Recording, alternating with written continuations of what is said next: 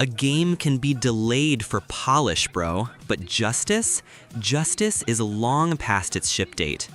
They call it Rockstar, not a studio, bro. It's an empire. The kind of place where dreams go to get the cracked code, where every pixel is monetized into billions.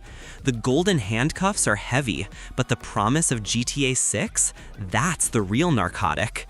We, the gamers, the fans, were waiting. The developers, the heroes behind the screen, they were building. But behind the shimmering neon lights of Vice City, something dark was happening in the cold corporate offices of Edinburgh, London, and Oakville. On the last day of October 2025, Halloween, the perfect night for a masked corporate horror show, the Grim Reaper didn't come for the players. He came for the creators. 30, 40 people. Gross misconduct, they said. Confidentiality breach. Mama, please. A Discord server? A private chat among colleagues? Workers who were tired of the mandatory 5-day RTO? Tired of being treated like an interchangeable part in a billion-dollar machine? They were talking about their rights, about forming a union, closing in on that sacred 10% threshold that forces the company to finally sit across the table like equals. And that's the real conflict, isn't it?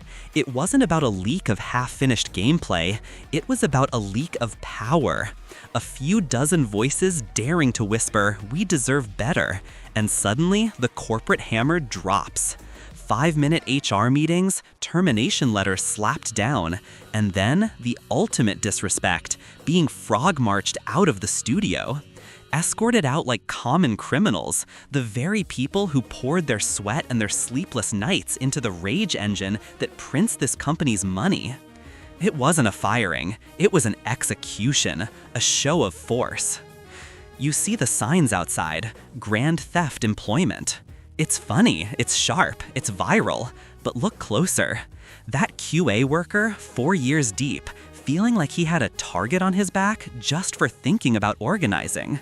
That colleague, fired while on paternity leave, barely 9 days after his second child was born. That's not a line item on a spreadsheet, take two. That's a life. That's the raw, visceral disappointment of a broken promise.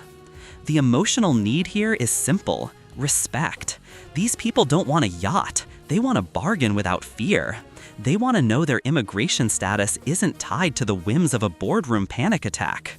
Rockstar, the company that thrives on making the ultimate chaotic, satirical commentary on modern America, is now acting like the very greedy, ruthless corporate beast mode villain you'd blow up in the final mission. The company that built the myth of the anti-hero is using a policy handbook to crush the anti-corporate rebellion. The spark is shattered, bro. The morale is on life support. And here's the unexpected punchline.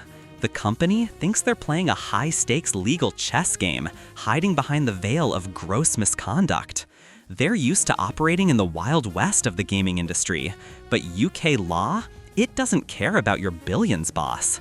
It protects the right to organize. The workers' Discord wasn't a public forum, it was a private union channel. They weren't leaking GTA 6 secrets, they were leaking management's anxieties. The twist is that the company, in its haste and fear, might have committed the real gross misconduct: trade union victimization. They thought a little corporate scare tactic would silence the noise. Instead, they just gave the IWGB a whole cinematic script for their legal battle. They wanted silence. They got a protest on the steps of the Scottish Parliament and a worldwide spotlight. In the end, the system they built to protect their secrets is what's revealing their shame. The transformation isn't in the boardroom yet, but it's screaming outside the studio gates. The fear they tried to instill? It's turning into fury. Hundreds of current staff signed that open letter demanding reinstatement. The politicians are talking boycott.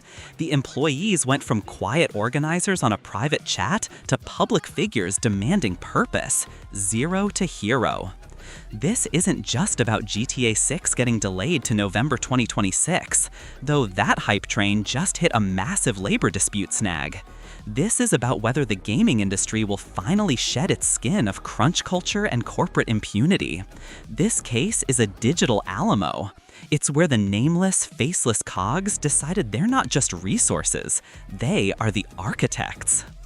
You can fire the staff, but you can't fire the idea of solidarity, the idea that the people who make the gold deserve more than just the glitter.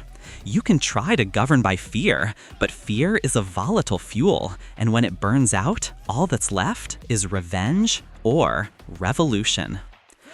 A game can be delayed for polish, bro, but justice? Justice is long past its ship date.